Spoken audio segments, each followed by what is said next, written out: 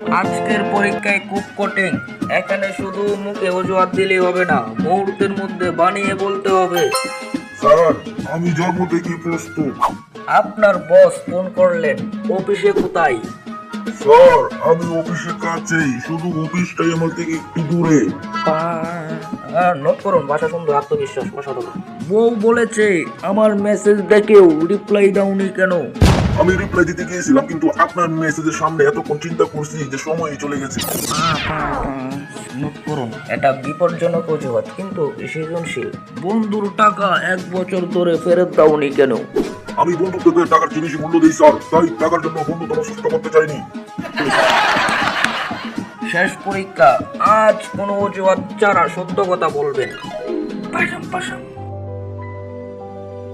কি হলো বলুন। স্যার, সত্য কথা বলার কোনো প্রশিক্ষণ তো আমাদের মন্ত্রণালয়ে নেই। অভিনন্দন, আপনাকে অজুহাত মন্ত্রণালয়ের অতিরিক্ত সচিব পদে পদোন্নতি দেওয়া হলো। অজুহাত সাময়িকভাবে বাঁচাতে পারে কিন্তু বিশ্বাস নষ্ট করতে পারে।